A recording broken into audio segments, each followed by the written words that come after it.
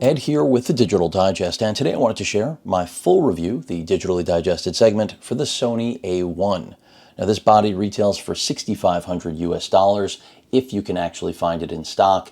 And I'll tell you right here at the top of the video, this is the best camera that I have ever used, and I mean in every single way.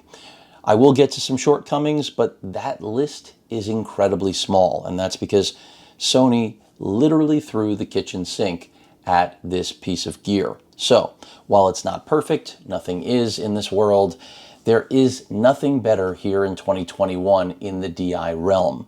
And sure, many of you will make the argument that Canon or Nikon or Fuji has a product that in some way could outperform this and certainly be less expensive. Not Fuji, but Canon and Nikon. The reality is that's pretty much a load of crap, because this camera can do everything. 50 megapixel sensor, 30 frames per second. Granted, that will depend on the glass you attach to it, a caveat that is nothing new. I will say that the 5-axis stabilization inside of the body is one area where I think Sony can improve, get some of the negative findings out of the way. I think that with such an amazing piece of gear, this would have been Sony's opportunity to give us more than 5-axis stabilization. We've seen Canon do it, so Sony certainly has the capability and know-how. The EVF is known to have an issue that bright sunlight will black it out, essentially, not the blackout-free experience that Sony had marketed, which leads to having to power cycle the camera and about 20 seconds of lost time. Now, I haven't experienced that in my time with it, but remember, I've only had 2 weeks, very mixed use. I have been in bright conditions outside, and I just haven't had that problem. But maybe it's also because I was aware of it and I wasn't trying to make it happen. And I'm not saying that people that have experienced it have forced it out of it, but something to be aware of. Another big nitpick for a lot of users is the LCD display. And I get it. This is not bleeding edge like the rest of the camera. It doesn't seem to follow the technical prowess that we're getting here. Again, the fastest autofocus ever in a camera compared, or rather combined with the highest resolution sensor, bona fide 8K video camera, 4K cinema camera. I mean, the list goes on and on. So, do I think it's the end of the world that this thing can't flip out for vlogging purposes and just have more versatility in order to help you frame shots? No. Do I think that we'll likely see that on the next generation? Absolutely. Remember, this is a first-gen camera. So, the touchscreen operation also, fully enabled inside of the menu system, but then once you're shooting, not fully enabled if you want to take control of different settings on the fly. But part of that is that Sony has given you buttons for the majority of that, including 3 customizable buttons that they expect you to actually use. Now, you may have noticed I've got my 24 to 105G, which I think is really one of the most popular lenses out there for people who aren't professionals. And that's why I'm sharing it with you, because even though I could tell you now that this body is perfect for pros that want to consolidate their gear and have the single camera that can do everything, sports, wildlife, portrait, it can, and of course video, which is one of its most compelling features for me. If you follow my channel, if you followed my coverage of Sony DI gear over the last 10 years, because believe it or not, that's how long I've been on YouTube, then you know I've always thought that Sony was really pushing the envelope in a way no other manufacturers were. Credit is due where it is, but this camera speaks to that. But that doesn't mean only a professional is going to buy this. Granted, if you make your living shooting, then I think this is an absolute no-brainer, especially if you are a versatile enough photographer, videographer, that you can do just about anything. This is going to be the first camera that meets your skill set. Now, does that mean it's better to only have one body than several?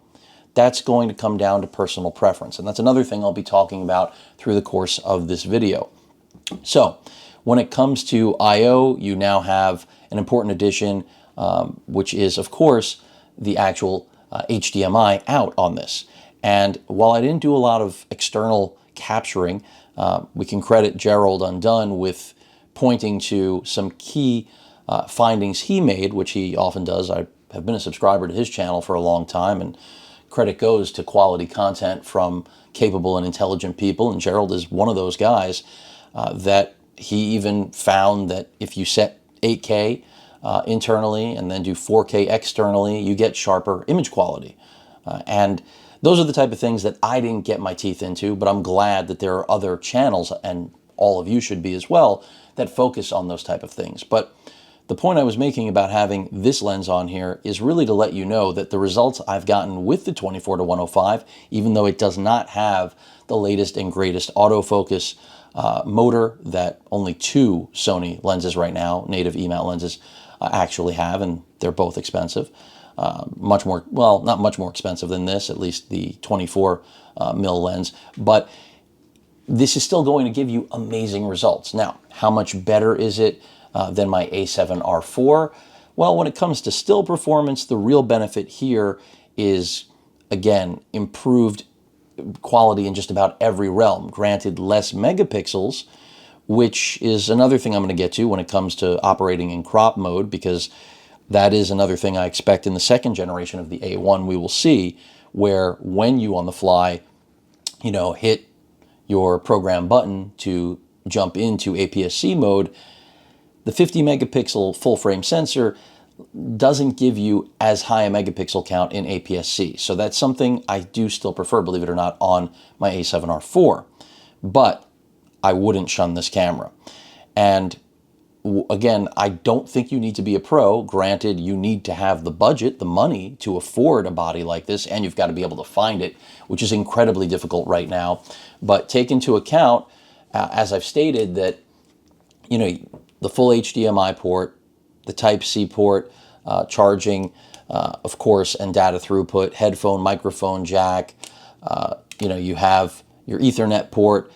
Some people have complained about the positioning here. I didn't have any issues with that at all, so that's really a matter, again, of, I guess, your workflow and the way you have things set up, your flash sync. It is just a powerhouse of a camera. And, Sony's not giving up that multi-port. We know why. We can pretend it's proprietary, but Sony's been using it forever.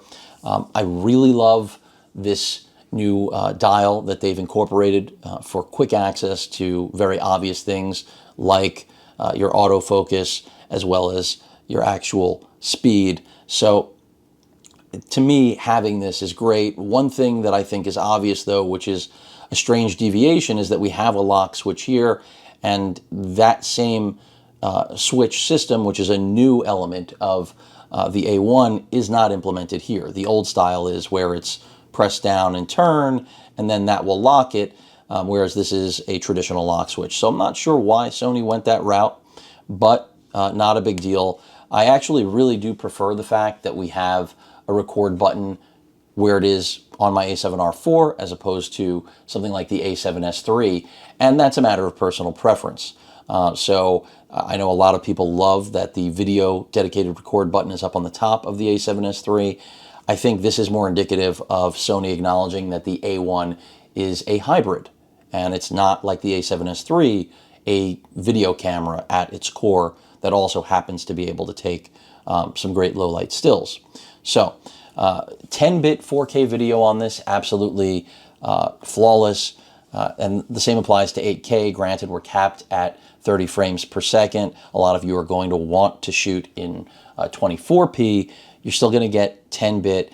And Sony's done a fantastic job with their codecs of keeping file size manageable. Another thing I want to talk about with this is the buffer. Now, I never pressed the limitations of the buffer on here, but the silent shooting with the electronic shutter is simply amazing. And as I stated before, that 30 frames per second is something that I want. I mean, if I, really could justify purchasing this today, I absolutely would.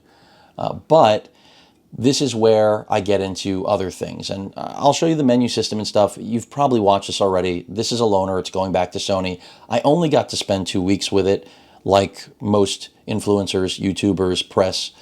So, there's only so much I can discover in 2 weeks. And this camera is, basically Frankenstein in a good way. If Frankenstein gave you negative connotations, because there's nothing that it cannot do. So it really is just that dynamic. So let me go ahead and pop off the 24 to 105, because the point I want to make here about glass and bodies is that right now, and again, I'm reiterating, you don't need to be a pro to buy this. You just have to have the budget, right? I mean, that's what it really comes down to. And overheating, by the way, non-issue across the board. Now, I did not do, I'm going to throw this over to Gerald again, I did not do as extensive testing as him. He was on his second round of having the actual body. So it's not just once, but twice that he's actually had a loaner. And I get it. He's really going the distance with this. But I know that he stated as long as, the display is off body, he basically had no overheating problems. And in my testing with it, I had none. Now, of course, if you're shooting 8K, your battery life is going to drop significantly. But I had no overheating, and I shot almost 2 hours of 8K footage, so that gives you an idea. I've heard of people shooting 3 hours without overheating. Of course, the temperature and conditions you're shooting in are going to play into that. Battery life, I had worried was going to be a significant drop-off, but that was not the case. So it was still pretty solid. Sony estimates 500 plus stills on a single charge. I never felt that I needed to have more than 2 or 3 batteries on me. So that should tell you, and that was for a full day of shooting both still and video, a nice mix, that this camera is basically a dream camera for me, and it should be for everybody else. Again, if you're a fanboy of another brand, you've got to be able to look through the crap and realize that this is really next level stuff. And, Canon's R5, it does a lot of things well. Some things it even does slightly better than this. However, it's just not on this level, even if it's less expensive. I don't say that often, but Sony's the king of DI right now. And once you're the king, you don't need to undercut anymore. The fact that Canon is undercutting, I know the R5 came out before this, but the fact that they're not pushing the extremes that Sony is tells you that Sony's kind of got this in the bag. The digital shotgun mic is still best in the business. Highly recommend it if you want something that's really compact, wireless, that you can just mount and use and get phenomenal audio. This is still the winner. I love using it with this, just as I did with my A7R4. But let's get into what we're talking about in order for me to purchase this body and justify it for the channel and being an influencer and using it for hobby as well, which is what I predominantly do, rather than paid gigs, because, well, my paid gig is here, isn't it? And by the way, Sony loaned this to me, but as usual, I'm not sponsored or paid by them in any way. No preview for them of the content I'm going to create. That's old news. But so let's just quickly take a look. So I have my A7R2 here, which I still love. And, now I think it retails for around $1,200. I've got the Viltrox 24 mil prime on it that I covered a little while back, which is a really sweet lens for its price. But let's just put that aside and let's call this $1,500 US, okay? So that's $1,500 right there. Starting. I'm talking about what I would have to give up. And then I've got my A7R4 here, which is my primary hybrid, and that's part of the reason that the A1 is my favorite camera that I've ever touched, is because I've always been an A7R shooter, because I've always wanted the best of both worlds in a single body. That's what the A7R lineage represents. And up until the A1, that's exactly what the A7R4 really was. So I think this is now selling for about $2,300, excuse me, on sale if you can get one of those B&H EDU buys. Yes, the body originally retailed for $3,500. This one originally retailed for $3,000, if my memory serves. So, but let's just ballpark and forget about this little 10 to 18 APS-C lens on. I was playing with it the other day, but let's just say that if I were to sell both of these bodies used and they're in pristine condition, the most I would probably get is about $3,000, plus or minus $200 to $500. So we're at a little over $3,000 on two really good cameras that still can't do what the A1 can, but you're starting to get the picture. and no pun intended there. So that's just on bodies, right? Now let's talk about glass. If I were to sell this baby, which I would not want to because of its versatility, and really I think it's one of the best travel lenses for most shooters out there who are, full frame E-mount users, maybe $800 to $900. So now we're up to about, 4,000. Let's see, I don't know that I'm going to be able to fit everything in frame here. Let's go a little bit wider, shall we? So we're at 4,000 now with this guy. All right. So $4,000 here. Now I bring out something like my G Master, 100 to 400, $2,500 retail lens, pristine condition. I don't think there's any physical wear and tear or anything optically, no dust inside the glass elements. And this thing has served me really well. But again, figure I could get around 2,000. So that puts us at $6,000, right? So this right here, $6,000, I'm not including these lenses because they're really nothing special in terms of pricing. You're talking about 400 and like 900, but this is a brand new piece of glass. But I'm still discounting these. I'm sticking with full frame stuff. So I'm up to $6,000, $6,000. So what else would I have to get rid of?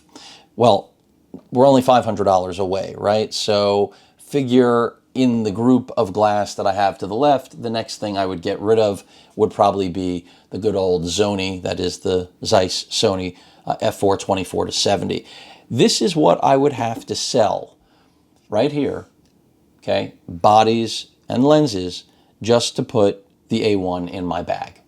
And that's if availability was normal, which as I've stated, it is not. Right now, this is selling for closer to $7,000, and for good reason. Again, it is a game changer. It's the best camera ever made, and anyone who argues otherwise is either nitpicking, has jealousy issues, some complex about themselves or their gear, or something deep-seated that is just not rooted in reality. I mean, this thing can do what no other camera can. I mean, as I've stated, you're talking about a 4K cinema camera, an 8K video camera, the least expensive to my knowledge on earth. And if any of you in the comments post that the least expensive 8K video camera is a smartphone, well, I have nothing to say about that.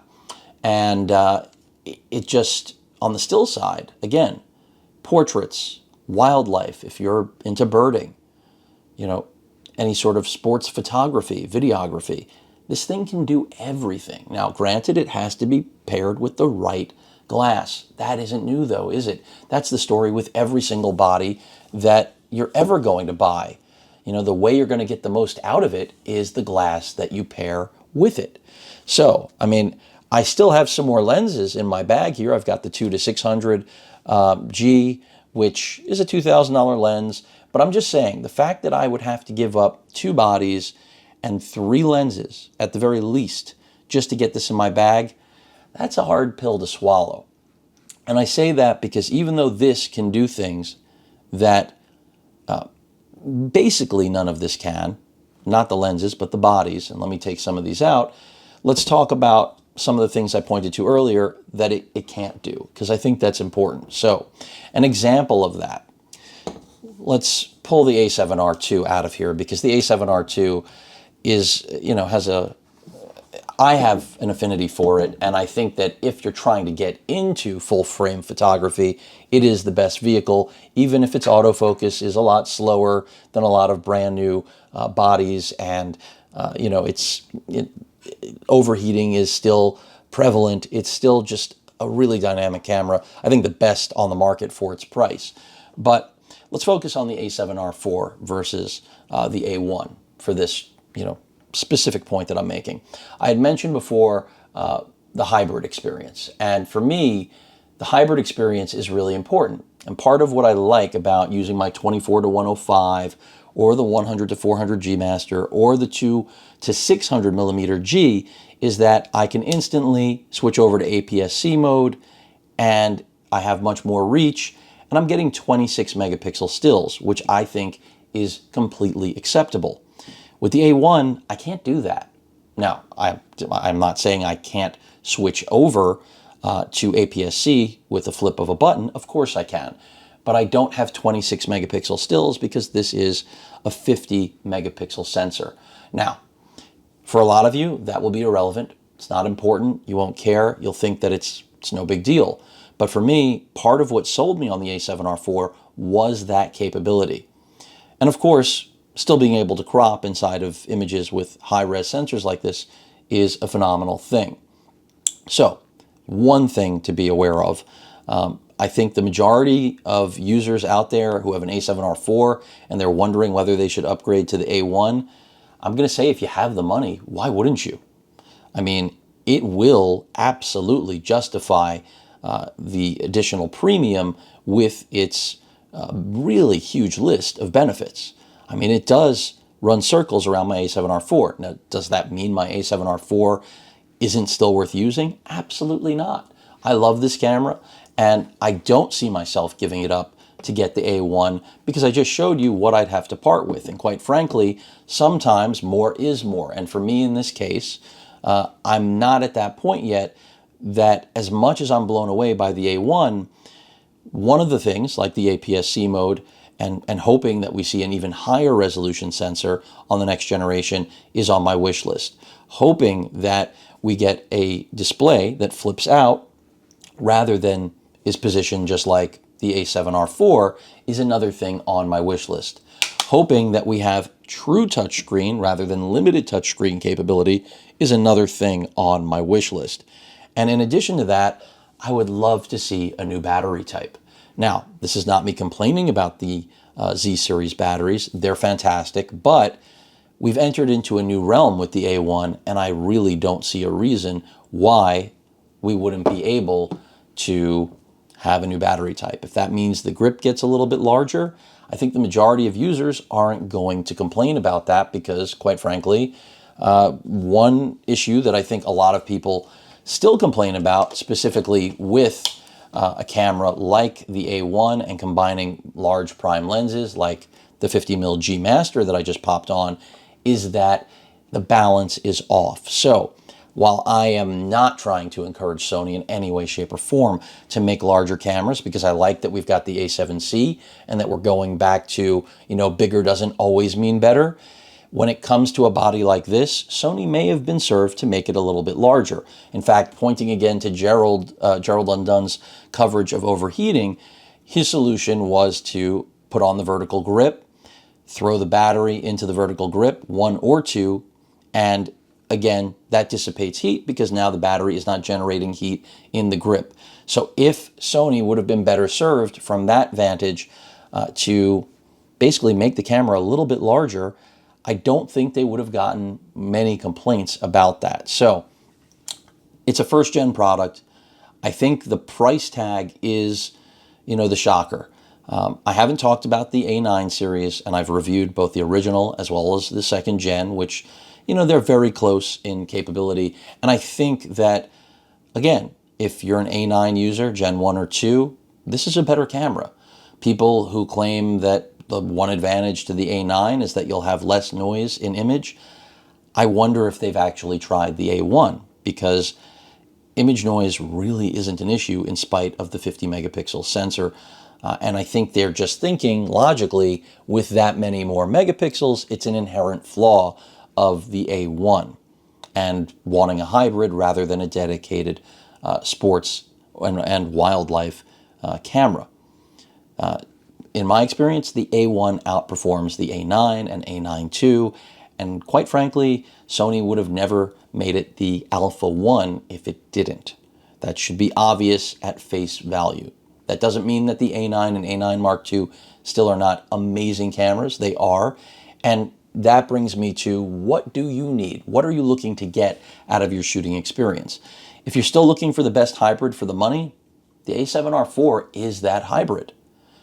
Okay, but if you're looking for, simply put, the best hybrid, possibly, how about we just say the best camera ever made, the A1 is that.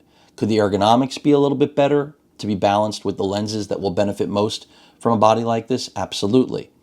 Could we have the EVF blackout? Again, not the blackout free that Sony's talking about, but the literal blackout from high sun exposure on the sensor go away?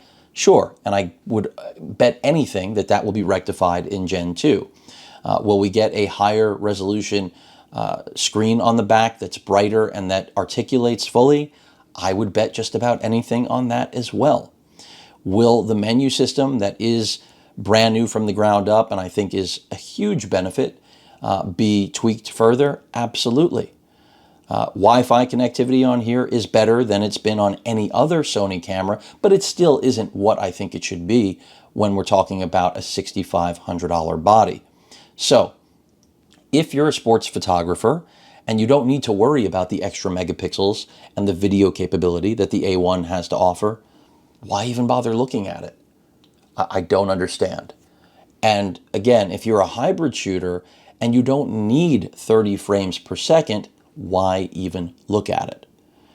So if you're a professional, however, and you already own, a couple A7S3s and you own a couple A9s and a couple A7R4s because, well, those represent all the different possible assignments that you'll have to cover. Clearly, the A1 could replace all of them, but I think it's more practical to have more tools than less. I feel like the A1 is going to appeal to a one-man operation, so to speak. If you work alone and you don't have a team that's going to work with you, then obviously the A1 is good old reliable that can do everything. And from that vantage point, it's golden. And that is why it is the Alpha 1. And that is why I want it. But again, to justify it for me personally, what I would have to give up in order to put it into my bag right now isn't worth it. Now, as it goes on sale, it's going to be hard for me to pass up purchasing this camera. Because, again, if you followed my channel, if you are a subscriber, specifically with DI Focus, I'm always after hybrid. That's why I don't own an A9. As much as I love the autofocus prowess of that lineup, I'm not doing sports or wildlife assignment. So it doesn't make sense for me to buy that. Even though I do really enjoy wildlife photography, I can't justify that. To me, the better blend is here because the autofocus on the A7R4 is still competent. 10 frames per second with the quality and resolution it delivers is great. You still have that 5-axis stabilization. Love that we have 26 megapixels at an APS-C, switch of a button with that additional reach, the magnification, the crop factor. Those are all really good things. And the 4K video it puts out is excellent. Can it overheat? Of course. The A1 doesn't really overheat shooting 4K. Forget that we have all the benefits of the A7S III on here, except for, again, a display that flips out. So, if, again, you are a pro trying to replace, a bevy of cameras, this will do it. But will that be cost effective for your business? You know the answer to that question already, as long as you understand that the A1 can do everything that you could ever imagine, because it can. So that's important. But for regular people who are not professionals, I'm not going to say that you shouldn't buy it unless you earn your living. If shooting still or video, if you are a hobbyist or enthusiast and you have the budget, buy it. It's kind of like saying that, someone shouldn't buy a $100,000 car unless they're a professional driver. That's ridiculous and makes no sense. This is about if you have the budget, if you have the means, you will not be disappointed with the A1. Will you be disappointed with the A7R4? No, but if you know that there's something that can outperform it in literally just about every single way, which it does, and it's twice the price, that may not bother you. For a lot of people, they're going to say, I'd rather have an A7R4 and an A7S III. And I totally get it. But guess what? You still won't be able to shoot 8K video. And by the way, I'm not here to essentially make a case for 8K video, but when 4K was the new bleeding edge of digital imaging when it came to video, I jumped on that bandwagon because I look at it as future-proofing. And here we are still in a world where 4K footage is still not being leveraged by cable companies. Why? Well, that's Congress's fault. And it's because it's not a ballot issue. We've got a lot bigger crap to worry about in this world. But we did that with HD. I don't know why it hasn't happened with 4K. I'm kind of digressing a little bit, but all of the networks and cable providers, because they've consolidated for the most part over the last 20 years, they got HD for free. Those airwaves belong to us if you're in America. If you're not, I can't help you. 4K hasn't gotten that benefit, and that's why you look to streaming services for 4K. Now 8K, I don't know what the hell is going to happen there, but what I can tell you is that if you have seen 8K footage, you know that it gives you dynamic range and depth of field that makes what you're looking at seem like it's 3D. Of course it's not, but it gives dimension that does not exist inside of 4K. And this camera does it incredibly well. Even when I'm reviewing 8K footage on 4K displays, it looks miraculously better. So something to be aware of. And quite frankly, I would rather shoot everything in 8K, even if it's less forgiving on hand movements, because it is, just as 4K was when it was first introduced. Another reason that the A1 Gen 2 Mark II needs to have, in my opinion, more than 5-axis stabilization. It has to. And the active steady shot for video that's incorporated here is good, but the fact that that was first introduced with consumer cameras like the ZV-1, while I welcome it, I'm not blown away by that. So more food for thought on what Sony needs to do round 2. So if we can get a bigger battery, a new generation of battery, because I have a feeling the body is going to have to change a little bit. This body is basically the exact same size as the A7S III, nearly the same as the A7R4. That's inherent. It's coming. The rework of the EVF, basically maturing the new menu system further. It started with the A7S III. It lives here. Let me go ahead and show that to you for a second, because this is not a deep dive for geeks on menu settings. This is certainly not a tutorial, but this is more about just knowing what you're getting yourself into. So again, I totally understand anyone who wants to make the argument, I'd rather have, an A9 and an A7S III, or an A7R4 and an A7S III. Totally get it. But there are a lot of people out there that don't want to carry multiple bodies, professional and hobbyist enthusiasts alike. And that's where the A1 just says, get out the way. Because that is literally what this thing is. It's the get out the way camera. It does everything. So let me go ahead and power it on. And right now it's in auto. You can see I have it set. Bring that right up. Actually, I'm going to make my life a little bit easier rather than having to hold it, because it's not light. I mean, I will tell you, shooting with it, it is a beefy camera. And the glaring things that need to be rectified, really, the display is one of them. But when you have a body that can do what this can, is that really something that you're going to bitch about? I mean, I guess you could bitch about anything subjectively, right? But if what ultimately matters is what comes out of it, and usability, I'm not neglecting usability. Usability is important, no question. But, we have to be realistic. I'm trying to give you the best possible view here, and that might be it. So, you can jump in and out of modes here.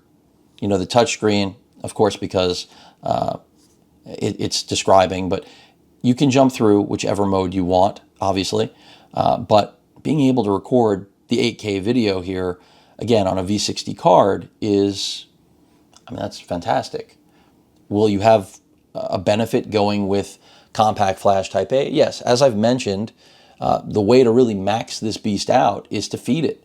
But those cards right now are a fortune and are really small when it comes to capacity. So I wouldn't go that route, and that's why the V60 Tough cards are a much better buy. And they're not inexpensive, but if you can afford this body, you certainly can afford those SD cards. But you can also, use much less expensive cards. I also tested this with something like my 1 terabyte SanDisk micro SD card, and I'm shooting 8K video there. I'm not losing frames. Can I exhaust the buffer on this thing? Absolutely not. That's just, you need something with a much higher write capability. So let's get back into the menu. But the idea of being able to scroll and have quick access to everything, literally everything, is a huge, huge improvement from what Sony has historically given us. And there are a lot of people that this will make a world of difference to, and then there are people that will not care, and they'll say it could still be better. Now, again, you can complain about everything. It's really up to you. But in my opinion, this was a leap for Sony. And if you know Sony and you've dealt with Sony over the years, I mean, I still found myself going, even though I know it's a touchscreen, constantly going to physical buttons because I'm still not accustomed to it. Yes, I reviewed the A7S III, but I'm still shooting on Sony bodies that do not have menus that are touch friendly. This is only the beginning, in my opinion. And I think considering Sony still owns their Xperia business and they've integrated the phone experience into their DI business, it's time to slap one of those things on the back of this camera. And again, if that means the body has to get larger, I don't think professionals specifically, hobbyist enthusiasts, I could argue, won't appreciate it, but professionals, I think, will. I think they'll love having that capability because it's kind of, you can use it or not, but having the option is certainly better. And this is where Sony does have to up their game, in my opinion. It's not just about that this needs to be able to swivel out. It's also about just being even more intuitive, because with how small this screen is, it's pretty cramped and tight, jumping into things. I don't have very large hands, but someone who does is going to have, I feel like, a bit of a challenge. You don't need alien fingers, the Martian little points, but it's just not a large enough display, in my opinion. The resolution, I'm not as nitpicky about, but the size of it, I feel like it's time to get larger than this, besides being able to flip it around. I feel like we're at that point. When everything goes touchscreen like this, it's time. And so I think of like Zeiss making their full frame overpriced camera that I don't know who bought that thing, but the concept of what they brought to the table, I feel like Sony needs to take a look at that. And, this was done years ago. Panasonic had the first 1-inch sensor inside of a phone, and that concept failed. I'd like to see that come back, but let's reverse engineer that. And Samsung did it too. Let's keep all the physical controls, but let's bring a UI and a display that essentially, gives you the same experience that you get out of a tablet. There's no reason on a camera at this point that they cannot do that. And I don't mean that it has to give you the ability to surf the web or install apps, but if they did that, would it really change costs that much? I don't think so. It would just make the camera more dynamic. And I think that when you get something that's so next level like this, it's time to not have any part of the camera feel like it's old. So while this is a step in the right direction, it's not that far removed from the A7S III. And at $6,500, I want to see it far removed. So again, if my biggest complaint is that we need a larger, brighter display with more articulation, this camera's pretty damn good. And the EVF is just flawless. I mean, anyone who's ever argued that they prefer optical viewfinders over electronic ones, it's time to, put your money where your mouth is. Look through this and get back to me, because this, 240 frames per second and the wide field of view that it's offering you and over 9 million dots, it is phenomenal. It is absolutely insane. And once you pair this camera with pretty much any lens that I brought on camera today, it exudes quality in still, in video, even in low light. Again, people think that it's going to crash, and I pushed it. This thing performs.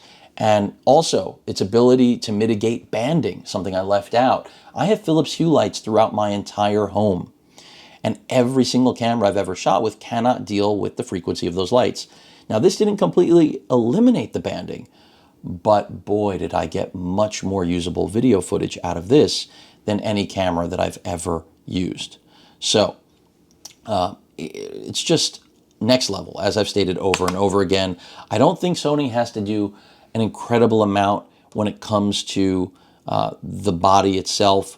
other than making it a little bit larger. Because if, again, the only thing that people are really going to complain about is overheating, which this is almost completely eliminated, battery life, which it's still fairly good, but the reason it's not as good as previous cameras like the A7R IV over here is simply because it's packing a lot more newer hardware that requires more battery capability. So why feed this thing unleaded when it needs premium? So I think it's a really good step forward, Gen 1. I think it's absolutely worth buying if you can afford it. If you're a pro and you know it's going to change your workflow and be more optimized for what you need to get done, what is there to figure out? Customizing the menu. I mean, it's just, I don't know. It boggles my mind that there are people who look at this and say, not good enough, sorry, or, the videos about 10 things I can't stand about this. There are always going to be 10 things you can't stand about something. But does a camera like this, or Canon's R5, push the industry? Granted, the industry is really just, at this point, Sony, Canon. I can't even put Nikon in the conversation, Panasonic for video, and of course Fuji, but medium format, that's the other thing. A lot of people make the argument at this price point, why not go there? That's a video for another day.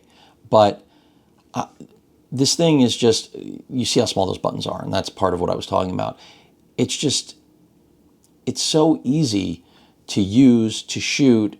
I don't want to say it's idiot proof, but again, I also mentioned the fact that Sony did such a good job on their codecs, which I feel like they used to get so much flack for. And now it's the complete opposite. You want to do something when it comes to codecs, and I don't know if anybody's beating Sony on that. I mean, that the 8K video out of this is 10-bit and manageable, internal, is insane. Right now I'm also reviewing the Sigma FPL, which is an amazing tiny camera, but much more comparable to the A7R IV than this, obviously. The only camera that anyone's comparing this to, for logical reasons, is the Canon R5, excuse me. I'm brain farting now. And because it also shoots 8K, it shares a lot in common, but it has overheating problems that render it useless. Of course, a Canon fanboy would pretend that that's not an issue, but it is. Anytime a Sony camera is overheated, my subscribers know, I point it out. I don't pretend it doesn't happen like some other YouTubers who then take down videos and, they get their cheeks burnt a little bit. So it's just one of those things where if you want the best, it's available. Yeah, the price tag stings, but if you have the funds, what is there to talk about? I mean, we live in a world where we have folding phones that are $2,000, laptops and desktops that range from easily $2,000 up to $10,000. $6,500 is a really high price to pay, but if you put it into proper context, and I'm not trying to help Sony sell cameras, really not. This thing isn't even in stock, so even if I drop an affiliate link, I'm not going to see any money out of it. You all know that. If you know anything about affiliate links, the products need to be in stock, right? There's nothing that beats it. Would I like to see, better smartphone connectivity with this, more dynamic stuff? Yeah, this is the beginning of that. And so I think Sony has a lot of work to do still. But again, for a first-gen beast, I really don't see how anyone can be disappointed with this. And we're talking about shooting stills. We're talking about shooting cinema-style video, a bona fide 8K video camera. I know I keep saying this, but because I don't know how anyone could really be disappointed with this. And that doesn't mean everyone's going to love it. Nothing ever works that way. And I don't expect anyone to say it's perfect. I'm not saying it's perfect. I've already told you they need to rectify the EVF. We need better battery life. Is this acceptable for Gen 1? Yeah, of course. As I said, I didn't need more than, really 2 batteries for shooting. But some of you are going to need 4 or 6 if you're doing events and you're doing hours upon hours of video. Another nice thing is you can feed, the battery, the grip. Another credit to Gerald, even though we knew this without him, but his testing with the heat dissipation is critical. But have one battery in that vertical grip, connect a battery bank to the Type-C port, and I mean, you're pretty much golden. So, and the full-size HDMI gives you so much flexibility if you're doing external capture. So much that just didn't exist on a hybrid. I will restate, specifically, or state, on a hybrid camera like this. So top to bottom, I am in love with this thing. Am I going to be buying it here in the first gen? Probably not, because as I showed you at the beginning of the video, I don't really want to part with all of that gear, in spite of the fact that this would give me a tool that I don't have right now. And the primary reason is that I don't have to have that tool. But if you want the best, or you need to have it, that tool is here. Having an option is good. Having an option that is amazing is better than good. And that's what the A1 represents. When I shot with this, with the 50mm GM, the images are just amazing. Amazing stuff. Is this a lens I would buy? No, it's not. But anyone who's looking for a 50mm for this camera, there's a reason Sony is pairing this as the review unit to basically everyone. I mean, you can request other glass, but this is the auto distribution. And not just because it's brand new, that's of course in part, but it's also because this is one of those pieces of glass that is designed specifically with the A1 in mind. And Sony does this every time they launch a body. Sometimes a few pieces of glass come out before the announcement of the body, sometimes they come out a little bit after, but any glass that launches in the same quarter or half of a year with a body generally is optimized for that body. So I mentioned there are a few lenses that can really leverage with their motors, their autofocus motors, the full prowess of the 30 frames per second. This isn't that lens, but there are, I think, two right now that can, but still the autofocus on here is stellar. Everything that I've used, that's why I started out with showing all of you the every person, everyday lens, whether you're an enthusiast or a grandpa, grandma, brother, sister, mother, father, it doesn't matter what you are, who you are. This is just a lens that everybody likes. I mean, there are some of you that don't like it, but at its price point, really hard to beat. And for good reason. And that's why I wanted to shoot the A1 with a wide variety of glass. And still, a lens that I love that most people don't love, I'm bringing over now, is my good old, 28 to 135 PZ. A lot of people don't like this lens. A lot of people hate this lens. I love it. And again, with the A1, this would be my primary studio camera. But if it's just for the studio, do I need that? Couldn't I just have an A7S III? And we're back to that. How does it change your workflow? How does it change what you plan on doing with the camera? So I hope I gave a solid amount of information, enough insight for those of you on the fence trying to figure out whether or not the A1 is worth the money. That really depends on what you're doing with it and whether or not you have money. That's how almost everything works when it comes to electronics and anything else in life that isn't free. So the A1 is a winner. Kudos to Sony for making the best camera ever. And that includes every manufacturer out there. And, avoid the videos. I mean, I'm not saying you don't watch videos where people criticize it. It's not perfect. I've already said, that EVF issue, that's kind of an unforgivable thing. I don't know how it made it out of testing, but the fact that I didn't even have it happen in my 2 weeks also shows how it, I guess, did get through. And I did have, again, high exposure to bright sun. So obviously there are variance degrees to the exposure, and I haven't had the problem. Also, if you do have the problem, it's really easy to be mindful of, which I said I kind of was. It stayed pressed against my body most of the time when I wasn't shooting. And then when I was, it didn't come far off my body. It either went to my eye or I used the LCD screen. So I wasn't like pointing it, I guess, into the sun, and maybe that's why. So I wasn't trying to intentionally make it happen.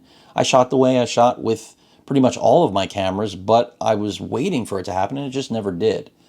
And by the way, being able to shoot everything silently and with no compromise is just phenomenal. And that's another reason I want this camera, but I still can't justify giving up everything that I have in my arsenal. It's not everything. I'd still have a few lenses left over. And who knows, if I change my mind, you know you're going to find out about it here first. I can't believe I'm almost at 50 minutes, but when something is this fantastic, I'm going to rant a little bit. And that's why I've been at it. You know, I don't think I've left out anything that I think is important. Of course, I'm sure all of you in the comments will have a lot to say, but the A1 sets a new standard, and when this thing goes on sale, it's probably going to be in my bag. And, you know, the history of Sony bodies, which is to our advantage, generally means that it's going to depreciate fairly quickly. I mean, look at the A7R4. I was able to buy it in its launch year for $1,000 less, you know, than retail. So, and it's not because it wasn't well received. The A7R4 is still a gem. But of course, the A1, A9 Mark II, and A7S III all could make someone forget about the A7R4 quickly. I want the A2, again, to give me, I don't know what Sony's next step is going to be with the sensor, but I want something beyond the 61 in the A7R4. I mean, I've given you my wish list. Better battery life. This is in a perfect world. Better ergonomics, because with big glass, all of the Alpha Series bodies can get unruly. I mean, come on, shooting with the 200 to 600 G it's like bringing a bazooka with you. There's no balance to that. So, but even as I've stated, a 50 mil prime like this GM, it's not a perfect world when it comes to balance. Aesthetics, pretty nice, but balance, not amazing. But the flaws here, I don't think should prevent anyone from wanting this camera. You just have to know what you're getting yourself into.